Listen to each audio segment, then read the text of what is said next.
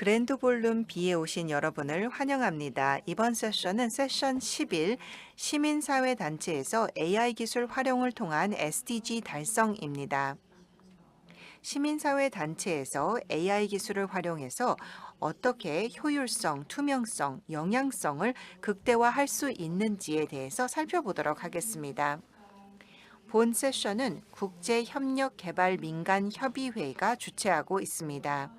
AI 기반 솔루션이 비영리 부문에서 SDG 달성에 어떻게 활용될 수 있는지 살펴보도록 하겠습니다.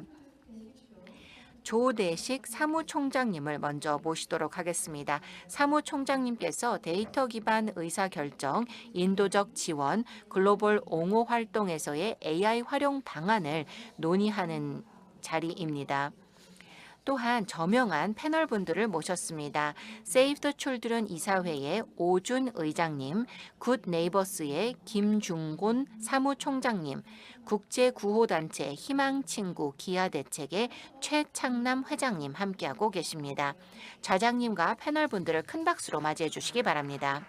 여러분 안녕하세요. 세션에 오신 여러분들을 환영합니다. 오늘 저희가 가지고 있는 주제는 이 비영리 단체가 이 SDG 달성을 하는 데 있어서 AI 기술을 어떻게 활용하고 있는가라는 이 주제입니다. 이 주제를 기본으로 하되 좀 질문을 확장해서 오늘 진행하려고 합니다. 그 AI가 이제 중심이 되지만 결국 이게 큰 흐름에서 보면 디지털 전환이기 때문에 AI 기술과 또 디지털 전환이 이 NGO 비영리 단체 CSO의 활동에 어떤 영향을 미치는가, 또 우리가 목표로 하고 있는 SDG 달성이라는 이 목표에 어떤 또 영향을 미치고 또 어떤 그 한계나 도전이 있는지 이러한 그 주제로 좀 확장해서 진행하려고 합니다. 오늘 진행 방식은 한 40분 정도 저희 패널 중심으로 토의를 하고요. 한 20분 정도는 이 청중들과 질의응답 형식으로 진행을 하도록 하겠습니다. 먼저 패널 오늘 세 분 모셨는데요. 패널 소개를 직접 하시도록 제가 부탁드리겠습니다. 안녕하세요. 희망친구 한국국제기아대책기구 회장 최창남입니다. 이러한 자리에 또 참여하게 돼서 감사드리고요. 어쨌든 저희가 SDG 사회적 이슈에 대한 것들을 또 디지털로 어떻게 풀어갈 것인가, 거기에 대한 조그마한 또 단초 시작이 이루어지는 시간 되었으면 좋겠습니다. 감사합니다. 네, 안녕하세요. 저는 Save the Children의 오준 이사장입니다. 저는 이 GEEF의 이 시민사회 세션에 몇 년째 참여하고 있는데 금년에도 여러분들 뵙게 돼서 반갑습니다. 네. 네, 반갑습니다. 굿네이버스 인터내셔널 사무총장 김정곤입니다. 예, 오늘 좋은 토론회 자리가 됐으면 좋겠습니다. 감사합니다. 네, 그 세 분 우리 패널 큰 박수로 한번 하고 시작할까요? 네. 제가 이제 모더레이터인데 저도 잠깐 소개를 해야죠. 저는 그 KCOC 사무총장을 맡고 있습니다. KCOC는 오늘 와주신 그 세 분 패널들이 포함되어 있는 이러한 그 인도적 지원 그리고 또 국제 개발 협력을 하는 한국의 NGO 단체들이 한 140여 개 있는데 그 단체들의 연합체의 일을 맡고 있고요. 지금 우리 이제 오늘 세 패널이 대표적인 단체이기도 하고 오늘 주제 관련해서 또 굉장히 그 전문성을 가지고 계신 분들을 모셨습니다. 이 KCOC는 현재 140여 개 단체인데 약 440만 명의 우리 후원자들이 이 단체들을 후원해서 지금 저희가 국제사회에서 이러한 활동을 진행하고 있습니다. 오늘 그 질문 세 가지를 중심으로 이제 진행을 하려고 하는데요. 지금 이 인도적 지원 그리고 이 국제 개발 협력 영역에서 그 커다란 파도가 두 가지가 몰려오고 있는데 여러분들도 느끼고 계시는 첫 번째 파도가 트럼프 2기 출범 이후 미국에서 지금 들려오고 있는 여러 가지 그 혁명적인 거의 이 큰 변혁의 소식들, 또 두 번째는 지금 이 AI 생성형 AI를 중심으로 우리가 디지털 전환이 한 20, 30년 크게 보면은 진행이 되어 왔지만 또 한 번 이게 또 굉장히 큰 변곡점에 이른 것 같아요. 그래서 이 두 가지 파도가 몰려오는데 오늘은 그 두 번째 파도를 우리가 좀 다뤄보려고 합니다. 이 파도를 다루기 위해서 이제 첫 번째 질문 세 가지인데요. 먼저 제가 어떤 건지 이렇게 설명을 드리고 진행을 하겠습니다. 첫 번째부터. 첫째 질문은 이 AI 그리고 또 디지털 전환이라는 것이 이 비영리 단체, NGO, CSO에 어떤 영향을 미치는가라는 그 일반적인 질문 하나 드리고요. 두 번째는 조금 더 나아가서 이러한 그 AI 그리고 디지털 전환이 우리가 목표로 하고 있는 이 SDG 달성이라는 이 궁극적인 목표, 최상위 목표를 달성하는데 어떤 그 이점, 혜택이 있고 또 어떤 한계가 있고 어떤 도전이 있는지 이게 두 번째 질문이고요. 마지막으로 세 번째 질문은 우리 그 비영리 NGO 쪽, NPO 또 CSO라고 부르는 이 영역에서 그 단체 차원에서 또 개인 직원 차원에서는 어떤 이 AI라든지 디지털 기술에 대해서 어떤 인식을 가지고 또 어떻게 활용을 하고 있는지 이러한 그것에 대한 또 구체적인 사례가 있는지 이런 세 가지 질문을 중심으로 하려고 하고요. 그래서 오늘 첫 번째 질문부터 제가 드리도록 하겠습니다. 첫 번째 질문은 그 AI와 디지털 전환이 우리 NGO 활동, 인도적 지원과 국제 개발 협력을 하는 이 영역에 있는 우리 CSO들이 어떤 영향을 미치고 있는지 일반적인 것을 좀 여쭤보겠습니다. 그래서 시작은 우리 기아대책 최 회장님부터 시작을 하는데 최 회장님을 제가 첫 번째 모시는 이유는 이 단체를 맡기 직전에 이 CSO IT 분야 전문가시기도 합니다. 그래서 가장 적절한 분이기도 할 것 같아서 첫 번째로 좀 제가 요청을 드리겠습니다. 네.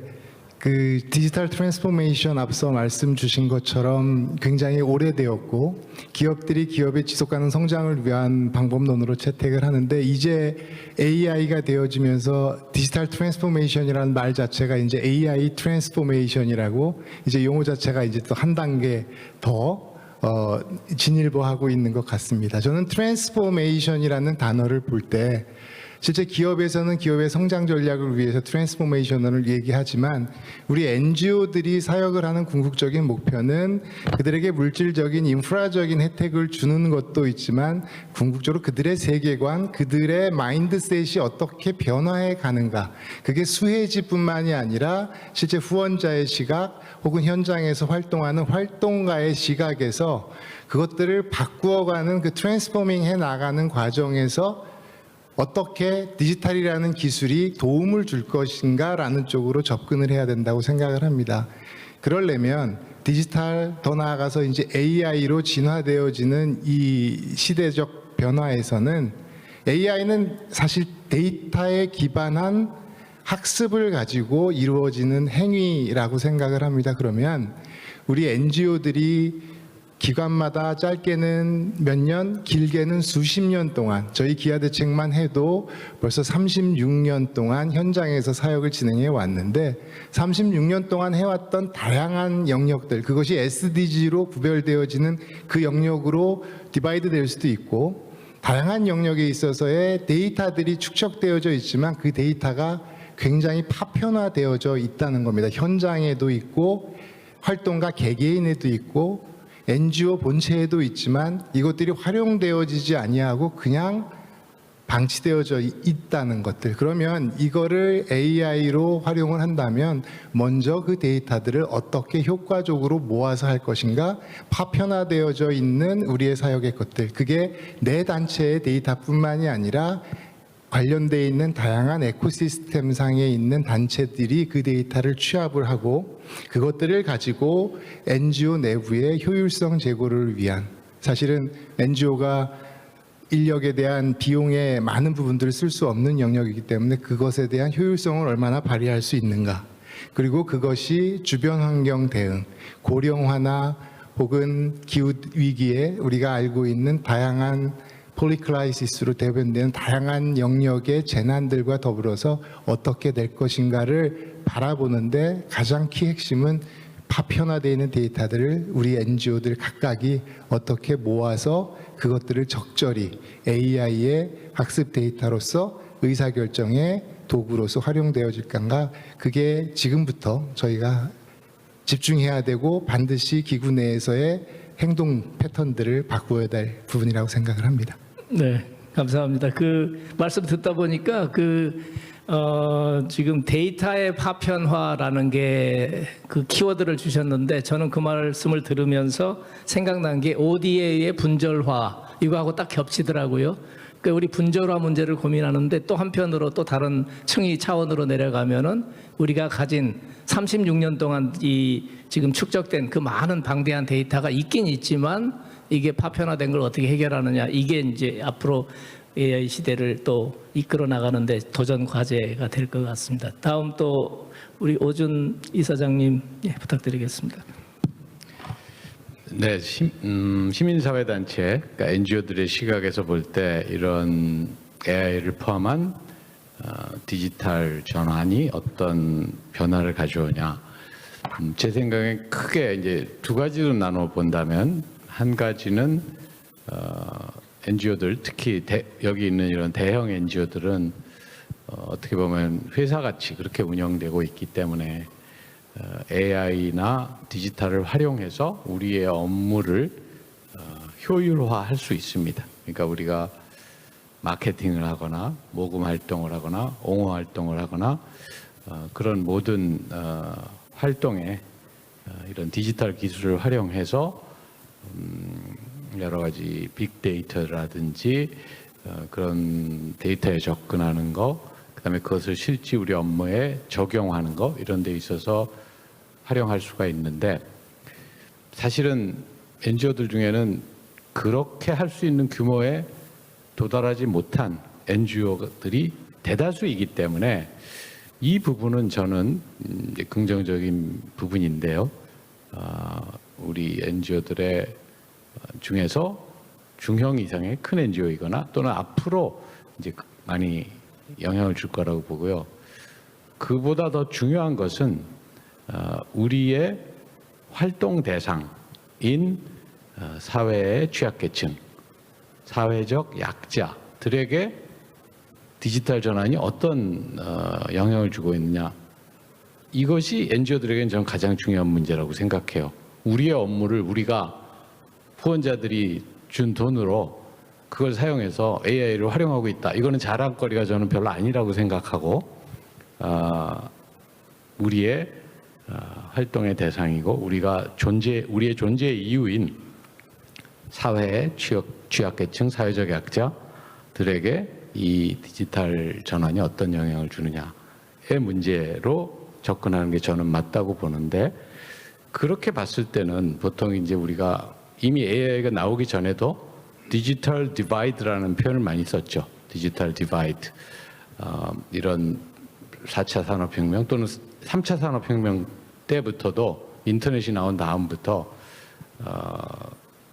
개도국이나 또 사회 내 취약계층들은 그런 브로드밴드를 활용하고 인터넷을 활용하고 최첨단 기술을 활용하는 데 있어서 뒤처지기 때문에 그들에게 그들을 주된 활동 대상으로 하고 있는 NGO들은 어떤 도움을 줄 수 있느냐. 물론 정부의 영역이기도 하지만 우리는 정부의 그런 복지와 관련한 정부의 역할을 보완하고 있기 때문에 그것이 중요한 이슈라고 생각하고요. 제가 예를 들자면 이런 거죠. 우리나라는 1962년에 TV 방송을 처음 시작했습니다. KBS가. 그런데 TV를 보려면 TV가 자기 집에 텔레비전 세트가 있어야 되잖아요. TV 수신기가. 그래서 1962년에 TV 방송을 시작했지만 그 다음 해인 1963년에 대한민국에서 자기 집에 TV를 가진 인구는 1%가 되지 않았습니다. 즉 1% 미만의 사람들만 TV를 볼 수 있었습니다. 그런데 30년이 지난 1990년에는 TV 보급률이 120%가 되었습니다. 120%라는 건 어떤 집은 TV가 2대 있다 말이죠. 그래서 이 30년 사이에 일어난 일은 발전이고 그런 사회 전체를 보거나 또는 기업의 입장에서만 보는 사람들은 이것 봐라, 이게 발전 아니냐. 원래 한 집도 TV 없었는데 30년 사이에 집집마다 TV가 다 있게 됐으니 우리 사회에 얼마나 긍정적인 변화가 일어났느냐, 이렇게 얘기할 수 있죠.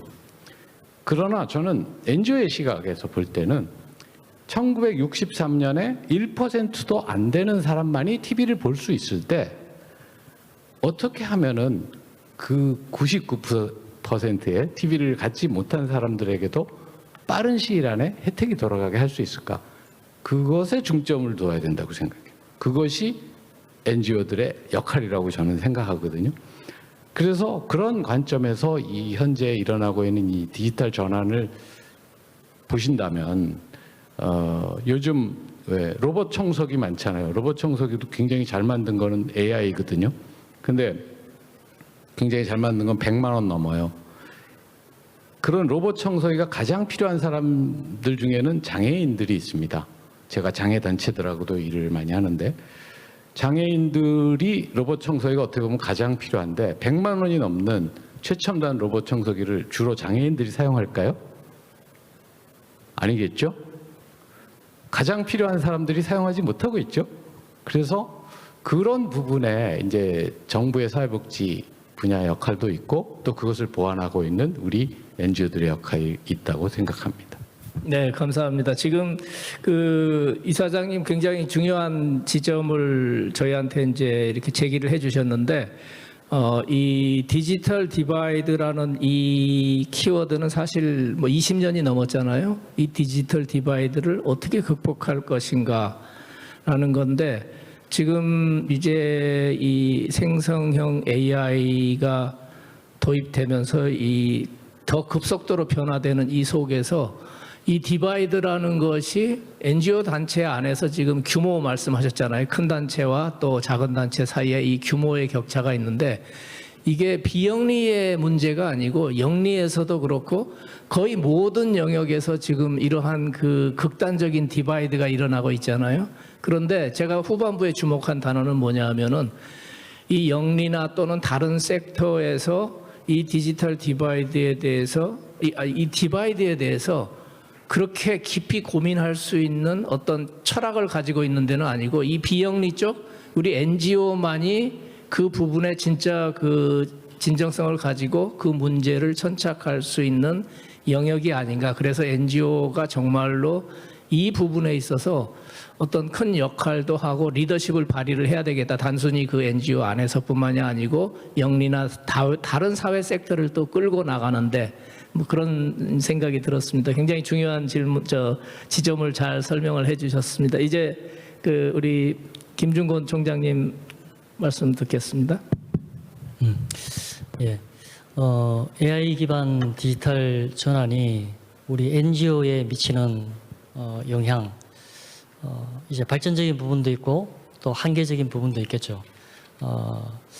이제 사실상 NGO가 그동안 개발 현장에서 지역 주민들과 개발에 대한 공감대를 형성하고 그리고 또 그들과 소통하면서 그들이 주도적으로 참여해서 만들어가는 이런 개발의 패러다임을 그동안 만드는 데 상당한 노력을 해왔습니다. 그런데 이제 이 다음으로 가야 할 부분들은 이런 AI 기술들을 어떻게 접목해서 더 사업의 효과성 그리고 또 이제 생산성을 높여내느냐 하는 것들에 대한 숙제를 이 디지털 전환과 함께 풀어갈 수 있지 않겠는가 그런 생각을 합니다. 이제 이와 맞물려서 이제 저는 두 가지 부분을 말씀을 드리고 싶은데 이제 한 가지는 이런 AI 기술이 NGO에 도입되면서 이제 우리 최창남 회장님께서 말씀하셨듯이 어떻게 이제 데이터를 효과적으로 축적하고 운영할 것인가 하는 부분. 그다음 하나는 이제 이 기술에 대한 이제 접근성의 양극화 부분을 좀 말씀드리겠습니다. 이제 첫 번째 부분은 사실 뭐 개발 NGO 현장에 경영적 측면이나 사업적 측면에 그동안 축적된 굉장한 정보들이 있습니다. 그런데 이제 이 정보들을 어떻게 잘 정리하고 조합하느냐 하는 것에 따라서 경영의 효율성이, 경영적 측면에 있어서의 생산성이 굉장히 급격하게 달라질 수 있습니다. 이제 저는 경영자 입장에서는 굉장히 환영할 만한 일이죠. 저희 같은 경우에도 한 1년 반 정도에 걸쳐서 경영과 관련된 그 업무 정보들을 상당 부분 그동안 파편화된 정보들을 모으고 그리고 조합하고 정리하는 작업들을 했습니다. 그래서 지금 상당 부분에서 직원들의 업무를 AI 적용해서 하고 있는데, 이런 활동들이 업무에 있어서 직원들이 그동안 단순 반복적인 일들에 투여됐던 인력들을 상당히 역할 이동을 시켰습니다. 그래서 더 전략적이고 생산적인 업무로 이동하게 만드는 이런 변화들을 만들었죠. 그래서 이런 변화들은 경영적 측면에서 상당히 뭐 효과적인 부분들이라고 말씀을 드릴 수가 있겠고, 또 이제 사업적 측면에 있어서도 현장에서 그런 다양한 적용들을 해나가면서 이런 숙제들을 지금 풀려고 하고 있는데, 사업적 측면에서는 지금 개도국이 가지고 있는 인터넷 인프라와 또 맞물려 있고, 사실 저희들은 사업을 진행하는 데 있어서 도심 지역과 시골 지역에 대한 비율을 일정 부분 7:3 비율을 유지하려는 노력을 합니다. 이제 개도국일수록 소득 격차가 크기 때문에 그 대상의 우선순위를 고려해서 이제 시골 지역을 7 정도를 유지하려고 하는데, 그러다 보니까 더 많은 대상층이 있는 사업장이 있는 시골 지역에 이런 인프라 문제의 한계로 인해서 AI 접근성이 우려가 한계가 있는 거죠. 이제 또 NGO 전체적으로 보면 이제 오준 이사님께서 말씀하셨듯이 저희 같은 대형 NGO들은 이미 발빠르게 이런 기술들을 업무에 적용해서 인력과 비용을 투입해서 상당한 진전을 만들어내고 있습니다. 그런데 과연 중소 NGO들이 이렇게 인력과 비용을 투입해서 이런 변화를 쫓아갈 수 있겠느냐? 근데 또 이제 사실 직원들이 이 챗GPT에 접근하고 단순한 정보를 얻고 편의를 높여가는 건 이제 너무 보편적인 부분이죠.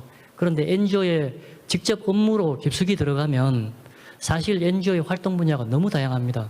그런데 다양한 그 업무 영역에 따른 이제 적용할 수 있는 솔루션을 도입하려고 하면 상당한 비용과 또 커스터마이징에 대한 이 비용, 또 전문 인력이 필요하죠.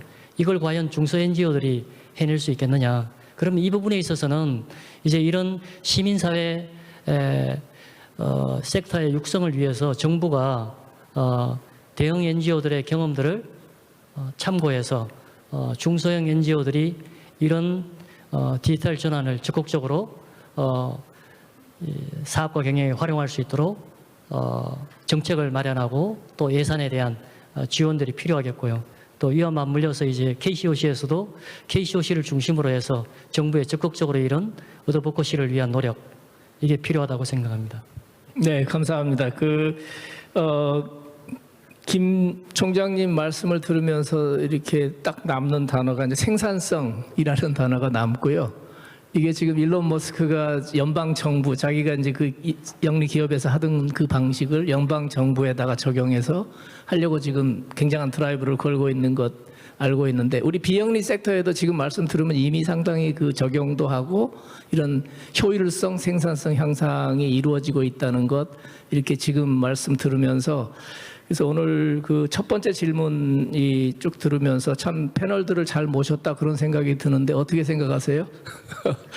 이 분야의 전문성들을 갖고 계시고 정말 이 어떤 심층에 있는 얘기들도 조금씩 터치를 해주신 것 같아요. 그래서 두 번째 질문으로 넘어가기 전에 이 세 개 다 한 다음에 이제 Q&A 세션이 있는데, 지금 혹시 플로어에서 있으면 한 분 정도 질문 받고 다음으로 넘어가고자 하는데 특별히 없으시면 제가 지금 눈에 보이는 분이 송인환 교수님이 계셔서 송인환 교수님이나 두 분이 좀 질문 좀 해주시죠. 그럼 예. 저쪽에 계시는 분, 예, 두 분 지금 손 들으셨는데 그 다음에 앞에 또 해주시고. 일단은 그 투자 관리에 대해서 다양한 행정적 도전 과제가 존재한다고 알고 있습니다.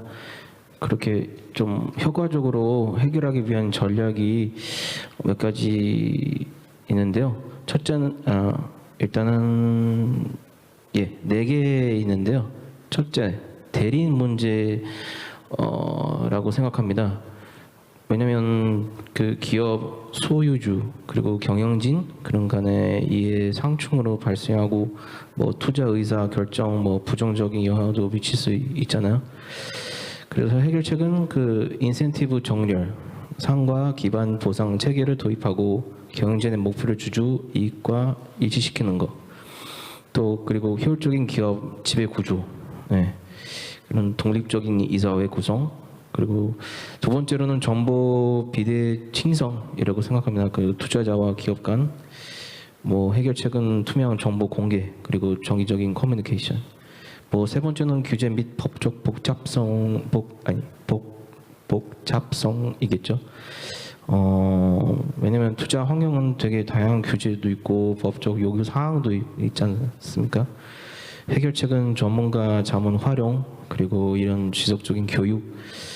뭐 특히나 우리 여기 연세대에서 얘기하시피 이 AI가 우리 일상생활에서 되게 이런 2010년대부터 제 생각으로는 되게 많이 활용되고 있긴 한데 아직은 보편적으로 국민들이 그렇게 알지는 못하는 기능인 것 같습니다. 그리고 네 번째 기술적 조금 마무리해 주시겠어요? 네. 그런데 이게 어떻게 이 AI가 국민 그리고 이 NGO에서 더 알리 퍼질 수 있게 할 수 있는 정책들 알고 싶습니다. 감사합니다. 네, 질문 감사합니다. 한 분 더 질문 두 개 동시에 받고 나서 좀 할게요. 먼저 한 분 여기 앞에 계신 분한테 좀 주시죠.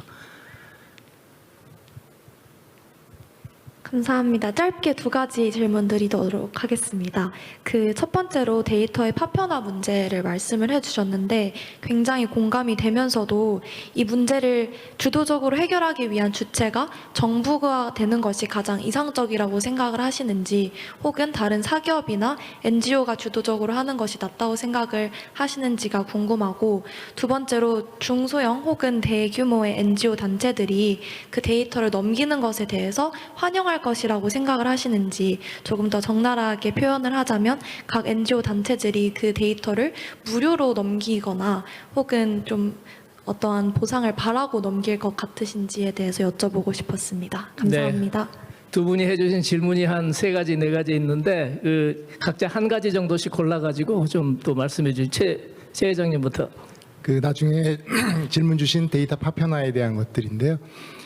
데이터에는 사실은 지금 말씀하신 거 이것이 공공 영역의 데이터인가 이것이 개인 영역의 개인 정보가 관계되어 있는 데이터에 대한 두 가지의 성격으로 분류가 될 것 같습니다.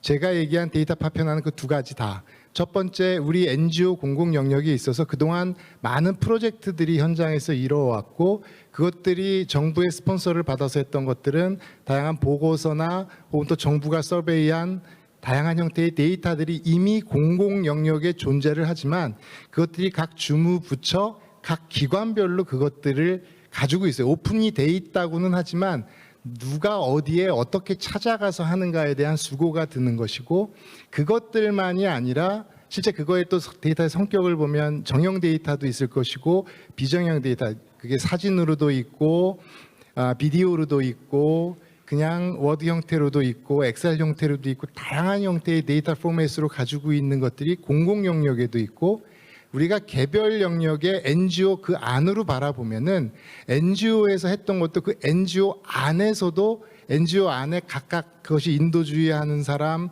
사실은 뭐 국내 사역하는 사람 각각 영역별로 본인들 부서 혹은 본인들의 책상 안에 그것들이 들어와 있다는 거예요. 그래서 거기에서 개인정보에 대한 것들을 비식별화하고 공공 영역에서 빅데이터라는 영역 내에서 공공 영역에 있던 데이터들 전부 다 모으고 수혜지에서 나왔던 결과 보고서도 마찬가지고 실제 향후에 있을 예산에 대한 데이터들 그리고 학계에서 서베이하고 학계에서 연구한 다양한 논문 형태의 데이터까지 이러한 것들을 같이 볼 수 있는 형태의 빅데이터가 사실은 구현되는 건 어렵지 않다고 생각을 하는데 말씀 주신 것처럼 데이터의 주체가 누구인가 하지만 NGO 자체가 NGO잖아요.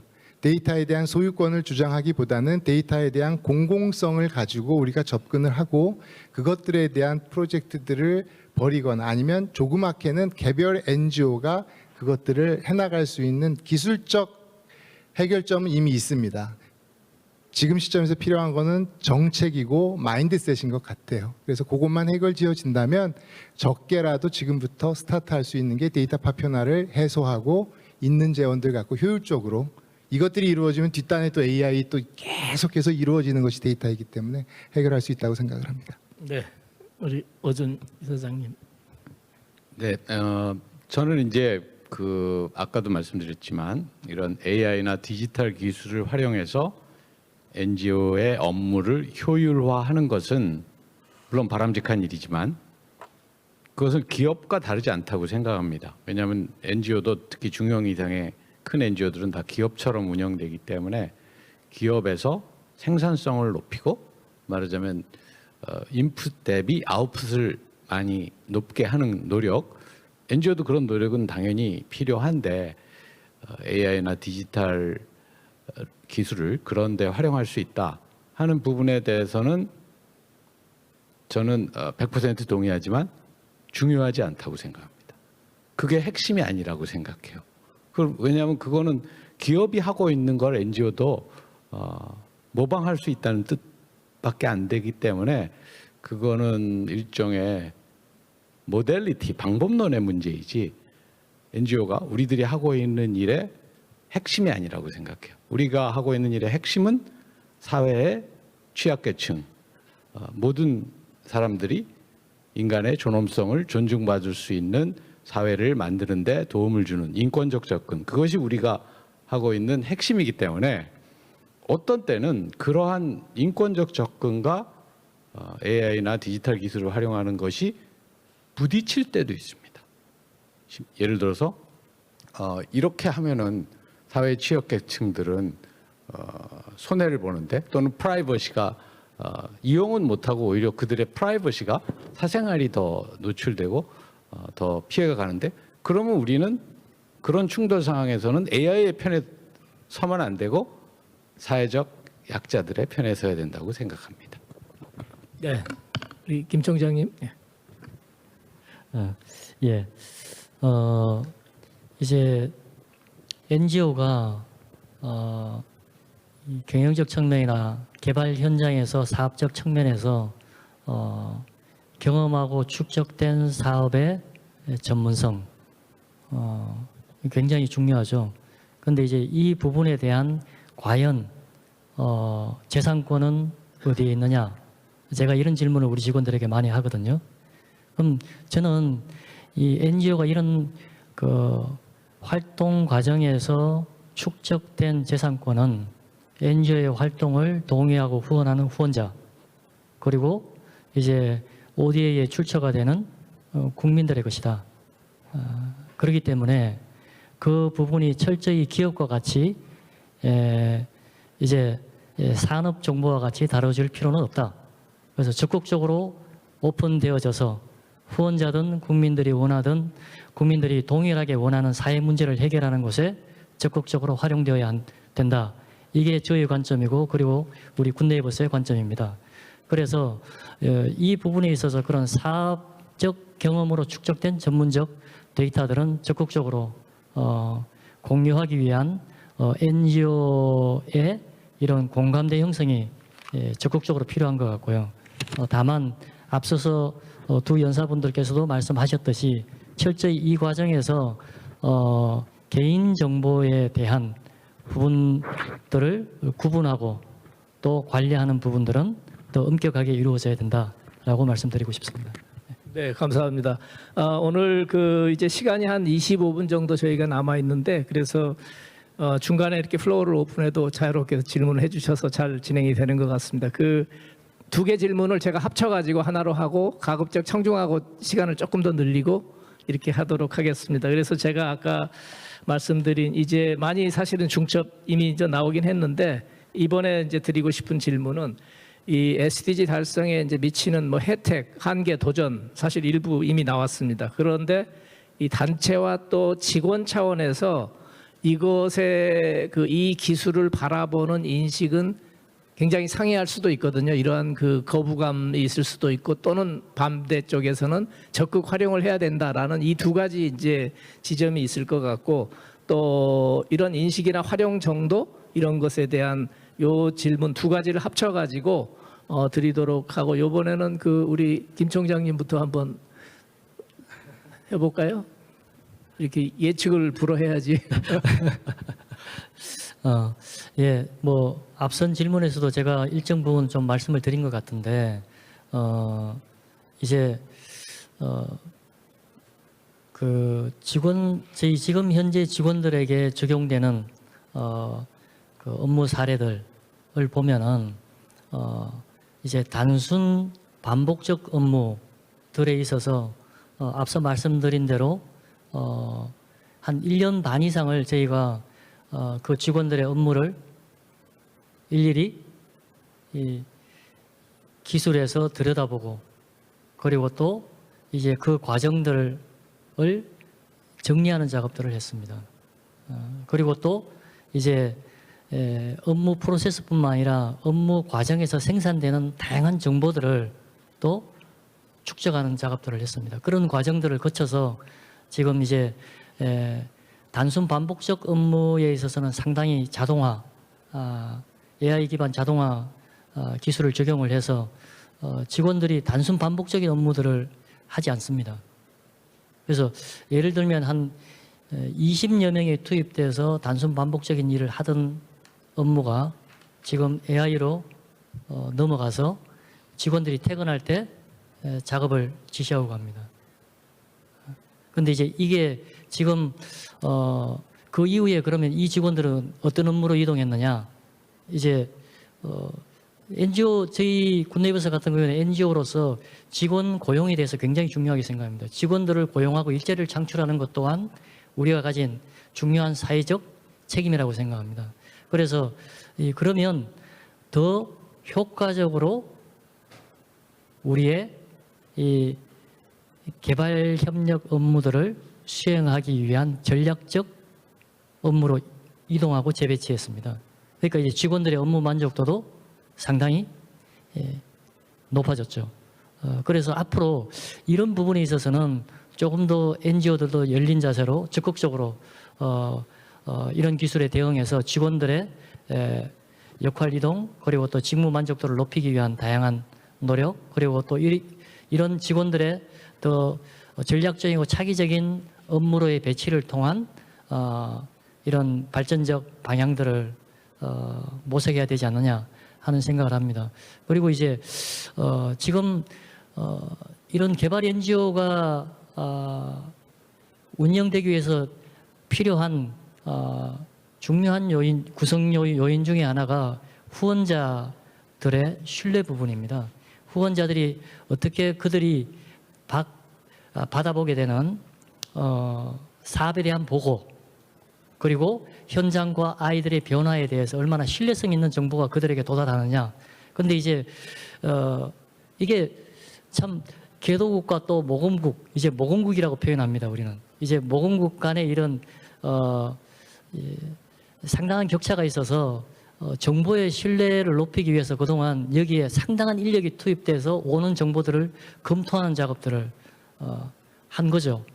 그럼에도 불구하고 사람이 들여다보는 것에 한계가 있었습니다. 그래서 후원자들도 거기에 대한 컴플레인을 하고 하는 일들이 있었는데, 그런데 이제 저희가 이 부분에 있어서 AI 기술을 적용해서 이제 그 정보들에 대해서 검토하고 또 수정 보완 작업들을 거치면서 훨씬 더 정보에 대한 신뢰도가 높아져서 이제 NGO와 후원자 그리고 개발 현장과 후원자의 신뢰성이 높아지는 이런 변화를 만들었다 하는 측면에서 상당히 효과적으로 적용하고 있는 사례다라고 말씀을 드리고 싶고, 그다음 이제 사업 현장에서 지금 보면 좀 다양한 기술들을 적용할 수 있는 것 같아요. 보건 분야에 있어서 아이들의 건강 상태를 의사가 일일이 체크하고 거기에 맞는 처방을 내리기 위해 사실 개도국에서 그런 보건 인프라에 문제가 있지 않습니까? 그런데 이제 안면 인식 기술들을 적용해서 아이가 이제 지금 현재 어떤 영양 상태 그리고 건강 상태인지를 바로 솔루션을 제시하는 형태로 해서 그 보건 인프라가 충분치 못한 지역에는 일정 부분 적용할 수 있는 사례로 보여지고요. 그리고 저희가 사실 이제 이 부분은 아직까지 적용을 못 해봤습니다. 그런데 지금 저희가 적용하고 있는 부분은 이제 그 가축 스마트케어 부분인데요. 이 부분은 이제 한국에서 적용한 사례인데 지금 개도국에서 적용을 하고 있습니다. 이제 가축 구강을 통해서 스마트 칩이 내장된 이제 스마트 센서가 내장된 바이오 칩을 투여하는 거죠. 그러면 이 가축의 이제 생체 활동에 대해서 실시간으로 모니터링하고 이제 질병에 대해서 빠르게 대처할 수 있게 되는 거죠. 그래서 이걸 통해서 이제 가축의 품질을 높이고 그리고 우유 생산성을 높이는 그런 지금 파일럿 테스트를 하고 있습니다. 그리고 또 한 가지 사례를 좀 말씀드리면 사업 부분에 있어서 이제 곤충 스마트폼, 사실 이제 곤충이 아직까지 대체 식량으로까지 가기에는 쉽지 않은 것 같습니다. 그런데 이제 사료, 대체 사료로서는 충분한 경제성이 있다 하는 것을 저희가 이제 현장에서 검토하고 지금 이제 이런 곤충 사육에 있어서 스마트팜 기술을 적용해서 이제 온도, 습도들을 체크하고 가장 최적화된 그런 생산 환경을 구축해서 생산성을 높이는 이런 부분의 파일럿들을 하고 있습니다. 그래서 사업 부분에 있어서는 이런 시행착오들을 조금 거치면서 조금 더 시간이 흐르면 훨씬 더 생산성에 있어서 많은 증가를 이룰 수 있을 것으로 보이고요. 다만 한 가지 말씀드리고 싶은 건 이제 저희는 사업 현장에서 AI 기술을 적용하는 데 있어서 큰 원칙을 지금 잡아가고 있는데요. 그건 앞서 말씀드린 대로 이런 사업에 있어서의 더 생산성과 효과성을 높이는 데 있어서는 적극적으로 기술을 도입하되 개도국이 가지고 있는 특징 중에 하나가 NGO가 개도국에서 다양한 일자리들을 많이 창출합니다. 그런데 이런 AI 디지털 기술들이 도입되면서 NGO가 하는 업무 중에 이런 고용 창출을 할 수 있는 분야에 있어서 AI 기술이 도입되는 것은 정말 시간적 여유를 두고 그리고 그 개도국의 산업 변화와 시계를 맞추어서 점진적인 적용이 필요하다 하는 그런 원칙들을 지금 만들어가고 있습니다. 예. 네, 감사합니다. 오준 이사장님 말씀. 예. 네, 저는 SDG에 대해서 조금 얘기하겠습니다. 그럼 저희가 지금 이 포럼 GEEF 이것을 8년 전에 처음 만들 때 저도 그때 조직위원회 한 사람이었는데 사실은 글로벌 SDG 포럼이라고 하자 하는 의견이 있었어요. 이 명칭을. 그런데 결국은 글로벌 임파워먼트 또 하나의 이가 뭐죠? 인게이지먼트인가? 어쨌든 GEEF로 만들었는데요. 그만치 SDG의 달성이 그때도 중요했고 지금도 중요합니다. 이제 2015년에 유엔에서 전 세계 국가들이 만든 발전 목표이고 2030년까지 적용되니까 이제 5년 남았죠. 사실은 저는 대학에서 학생들에게 SDG, Sustainable Development에 대해서 제가 강의를 하는데 SDG를 만든 목적이 뭔지 10단어 이내로 이야기해 보세요. 이렇게 얘기를 하면 학생들에게 이렇게 대답하라고 합니다. SDG는 기후변화와 불평등에 대응하기 위해서 만든 것입니다. SDG의 가장 중요한 두 가지 목표, 기후변화 대응, 불평등 해소입니다. AI를 포함한 디지털 기술이 기후변화 대응에 도움을 주는 건 틀림없습니다. 기후변화는 상당 부분이 과학이고 기후변화의 원인, 추세, 전망 이런 것을 분석하고 대응을 하는데 AI 기술을 포함한 빅데이터나 이런 여러 가지 기술이 적용되면 효과적으로 대응할 수 있어서 도움이 되는 것이 사실입니다. 그런데 또 하나의 SDG의 존재 이유라고 할 수 있는 불평등의 해소 부분에 가면은 조금 더 복잡해집니다. 아까도 제가 이야기한 것처럼 불평등, inequality인데 사실 서베이를 한 것도 있어요. 뭐 WEF나 이런 데 서베이한 결과를 보면 사람들에게 이런 디지털 전환 또는 로봇 기술 이런 것이 확산되면은 불평등이 감소될까요? 아니면 더 불평등하게 될까요? 이런 질문을 한 게 많이 있습니다. 그 대답에는 양쪽 다 나오는데 불평등이 일단 단기적으로는 더 증대될 것이다. 이렇게 보는 대답이 더 많습니다. 아까 제가 로봇 청소기 얘기를 했지만 조금 있으면 로봇 청소기가 아니고 그냥 걸어 다니는 로봇을 집집마다 하나씩 두고 걔한테 요리도 하라고 그러고 설거지도 하라고 그러고 청소도 하라고 그러고 그런 시기가 10년 내에 온대요. 그러면 아까 제가 1962년에 한국에 TV가 처음 도입된 거나 마찬가지로 집집마다 이제 로봇을 하나씩 사야 되는 시대가 됐을 때 그것이 불평등을 더 심화할까요? 더 가속화할까요? 아니면 세상을 더 평등하게 만들어줄까요? 단기적으로는 불평등이 더 심해지겠죠. 로봇 하나에 5,000원에 팔 리는 없겠죠? 로봇 청소기도 100만 원 넘는데 그랬을 때 TV도 63년에 TV 보급률이 1%가 안 됐었는데 로봇이야 말할 것도 없겠죠. 그래서 NGO들의 시각에서 본다면 또 SDG 달성의 시각에서 본다면 어떻게 하면은 그 inequality 불평등을 축소시킬 수 있을 것이냐 여기에 집중해야 된다고 저는 생각합니다.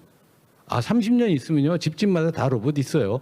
이렇게 얘기하는 거는 그건 기업의 입장이나 또는 전체적인 사회를 공부하는 사회학자들이 할 이야기이고 당장 사회적 약자, 취약계층을 위해서 일하는 것을 우리의 존재 이유로 생각하는 NGO들은 불평등을 축소하는 쪽에 집중해야 한다고 생각합니다. 네, 그 두 분 말씀 듣다 보니까 이 곤충을 대체 식량으로 만드는 데는 아직 좀 시간이 더 이제 걸린다고 그러는데 그 말씀 들으면서 저는 설국 열차가 생각이 나서 동시에 설국 열차의 그 1등, 2등, 3등 그게 불평등 문제가 이제 주제인데 지금 오준 이사장님 또 말씀해 주신 그 휴머노이드 지금 만들고 있잖아요. 10년이라고 보는데 조금 더 빨라질 수도 있다고 저는 생각하고 이 휴머노이드가 나오게 되면은 과연 이 불평등 문제 이 두 가지 지금 우리 김 총장님이랑 그 오준 이사장님 다 공통으로 이렇게 일치되는 지점이 있는 것 같아요. 이번에 그 우리 최 회장님 말씀 좀 들어볼까요? AI, 디지털 이것들은 사실은 딱 하나의 기술이 아니고 우리가 그동안 개발해 왔던 다양한 기술의 융합체입니다. 그래서 앞서 말씀하신 것처럼 그 안에는 기후 위기를 극복하기 위한 기후 테크놀로지가 들어가 있고 농업에 대한 다양한 에그테크가 들어가 있고 보건위생 쪽을 할 수 있는 헬스케어 테크놀로지가 들어가 있고 사실 다양한 형태들이 있습니다. 저는 현장을 다니면서 그 현장 안에서 지금 진행되어 가고 있는 디지털 그리고 저희 기구가 진행하는 디지털의 현장들을 보면서 이것이 줄 수 있는 잠재력과 이것이 가지고 있는 한계를 두 개를 다 보았습니다. 예를 들어서 지금 가뭄으로 피해받는 저 아프리카 적도 이남 쪽에는 사실은 이제 30m의 드릴링을 통한 수자원 개발은 불가능하거든요. 그러면 10m 이내 100m 이상을 파야 되는 그 현실 속에서 친환경 에너지를 활용한 수자원 개발에 대한 것들,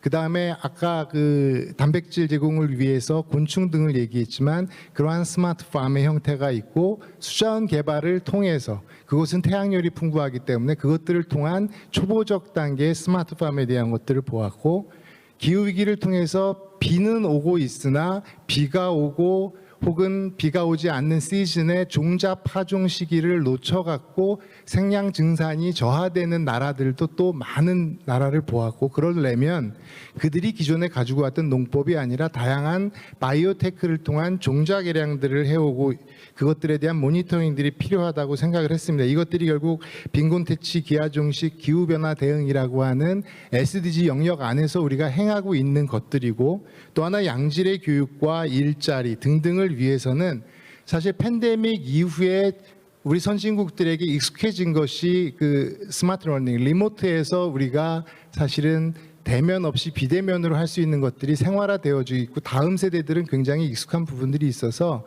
저희는 이것들을 수혜국에 있는 한국에 있는 청소년들과 또 수혜지에 있는 아이들과 저희 센터에 있는 인프라를 통해서 한번 리모트의 러닝이나 리모트로 서로 간의 활동을 통해서 공감대를 형성하는 그런 파일럿들을 지금 몇 번 시도해 보았고, 그것들을 지금 어떠한 장단점이 있는지에 대한 것들을 보고 있습니다. 결국 이것이 가지고 있는 것들은 현재 우리가 잘 사용하고 있는 인프라들을 우리의 수혜지에 어떻게 접목을 할 것인가. 또 하나, 그동안 우리가 그들의 생계를 위해서 보통 저희가 지원해 왔고 저희가 지향했던 것들은 1차 산업에 국한이 되어졌었습니다. 그들이 할 수 있는 것들은 현지에서 그냥 농법 개량을 통한 부분들, 그것들을 조금 유통하거나 혹은 현지에 있는 그 봉제 기술을 시킨다거나 그냥 그 자동차나 오토바이크 정도를 수리하는 정도의 교육이었다면, 이제 디지털 시대에 있어서는 그들이 사실은 이 디지털 시대의 데이터 정제나 데이터를 활용한 다양한 필요성에 의해서 영어권 국가에 있는 아이들이 노동집약적으로 그 데이터들을 정제해야 되는 부분들의 일들이 존재합니다. 그러면 그들에게 이제 와서 IT 교육을 시켜서 프로그램 교육을 시키자라고 하는 그러한 생각이 아니라 실제 그들의 생계, 그들의 수준에 맞추어서 그들이 이 디지털 세계에 우리 이쪽의 선진국의 니즈를 가지고 일감을 줄 수 있는 방법들, 거기에 대한 또 트라이얼도 저희가 지금 진행하고 있고, 하지만 이러한 일들을 하는 데 있어서 가장 한계점들은 그곳에 디지털 좋지만 디지털은 뭡니까? 연결성입니다.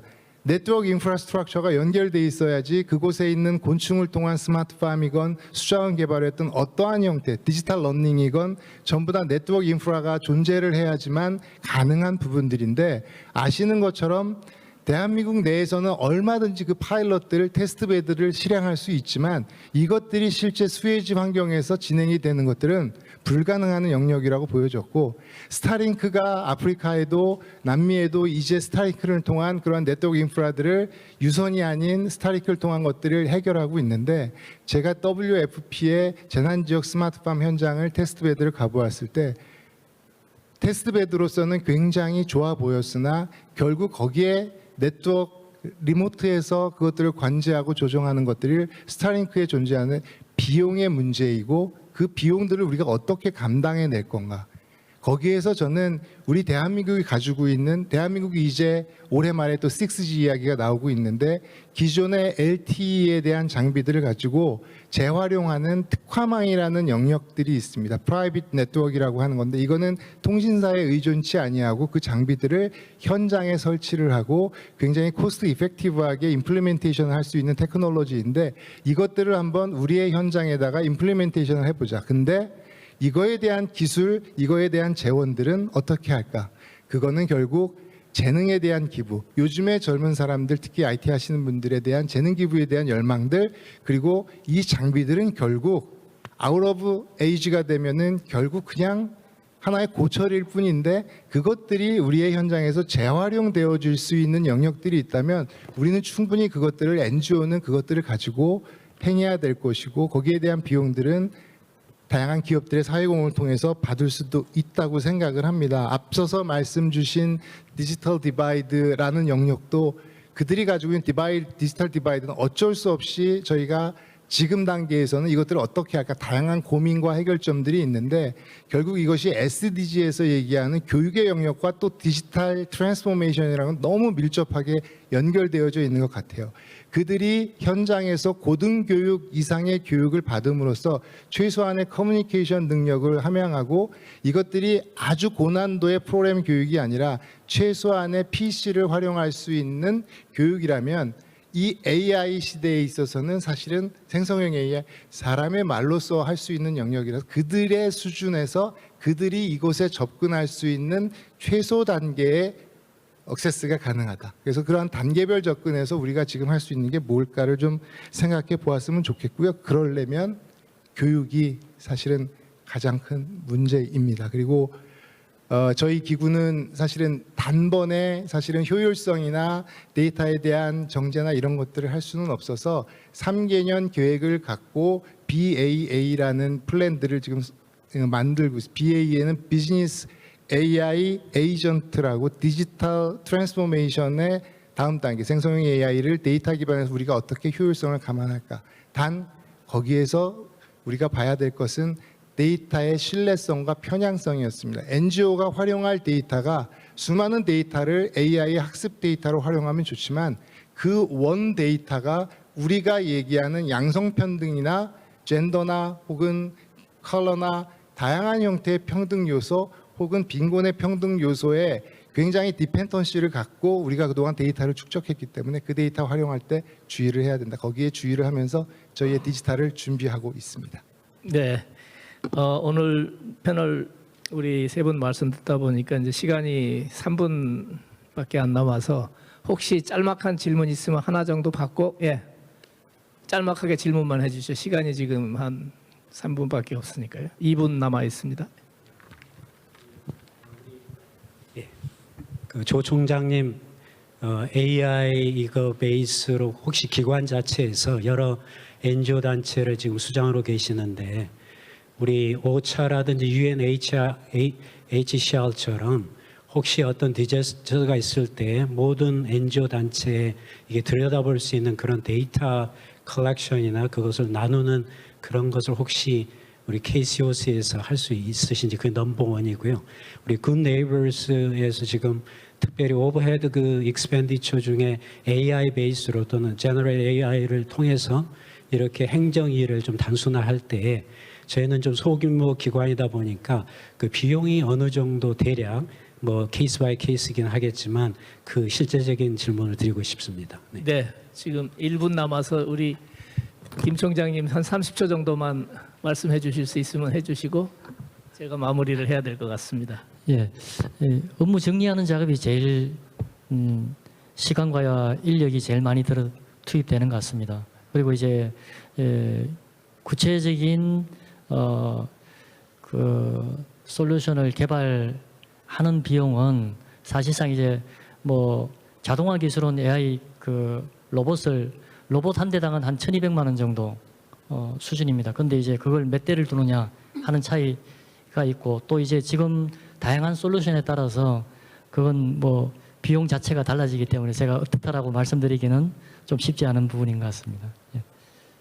네, 그 데이터 문제 잠깐 짤막하게 말씀드리면은 일부 부분적인 데이터가 있긴 한데 아주 작은 부분이라고 보시면 되고 앞으로 그건 이제 미래의 과제라고 보시면 될 것 같습니다. 요 정도 이제 질의응답 마치고요. 오늘 그 이제 시간이 뭐 다 돼서 제가 마무리를 좀 하도록 하겠습니다. 혹시 그 우리 두 분 패널 아직 말씀 못하신 것 중에 혹시라도 없으시면. 그 오늘 그 세 분 패널을 제가 모시고 했는데 이렇게 듣다 보니까 딱 세 관점이 나온 것 같아요. 우리 김 총장님이 이제 경영, 매니지먼트 관점에서 많이 이제 그 좋은 통찰을 주셨고 오준 이사장님 경우는 이 글로벌 그다음에 가치라는 이 측면 이것에서 이제 우리가 또 놓치기 쉬운 부분을 말씀해 주셨고 최 회장님은 역시 그 전문성을 바탕으로 기술이라는 관점. 그래서 이 세 가지가 굉장히 그 다른 관점인데 꼭 우리한테 필요한 이런 관점인데 잘 말씀을 해주셨고, 제가 적은 키워드는 딱 하나씩만 말씀드리면은 오준 이사장님은 SDG 또 불평등 요 두 개의 키워드로 좀 축약이 되는 것 같고, 그 다음에 김 총장님 같은 경우는 이 적용을 함으로써 AI 기술 생산성과 소비자 또는 그 우리 이 수요자들 이 모금하는 우리 이제 수요자들과의 이 신뢰도 문제, 이것이 이제 키워드로 잡혔고, 최창남 회장님 경우는 이 데이터라는 키워드 지금 시대에 이렇게 하고, 저는 이걸 들으면서 한 단어로 브레이크라는 단어를 이 결론으로 정해봤는데요. 이게 무슨 말씀이냐면은 아까 오준 그 이사장님이 말씀해주신 게 굉장히 우리가 중요한 그 지점인 것 같아요. 이 지금 이 세상은 또 영리, 돈을 만드는 이 섹터 또는 정부 섹터에서는 이 지금 이 기술을 활용해서 생산성과 효율성을 어떻게 극대화할 것인가 라는데 이제 매진을 하고 있다고 하면은 여기에 브레이크를 역할을 해줄 수 있는 거, 지금 너무 질주를 하고 있잖아요, 지금 세상이. 그러면 여기에 엑셀러레이터가 아니고 브레이크 역할을 해줄 수 있는 섹터가 있다면 어디일까라는 질문을 던지면은 우리 비영리 NGO CSO의 이 역할 또는 사명이라고도 할 수 있고 책무가 좀 분명해지는 것 같아요. 그래서 이 부분을 우리가 이제 그 어떻게 해나갈 것인지, 이 생산성으로 이렇게 쫓아가는 이 세상 속에서 이 사회적 약자 그리고 우리가 추구하는 그 가치를 어떻게 살려내기 위해서 어떻게 한편으로는 브레이크 역할을 해내면서 우리가 이 AI 시대를 적응해 나갈 수 있을 것인가, 이것이 아마 저희가 직면한 그 공통의 과제라고 생각이 됩니다. 오늘 장시간 참여해 주신 여러분들께 감사의 말씀드리고 이것으로 세션을 마치겠습니다. 감사합니다.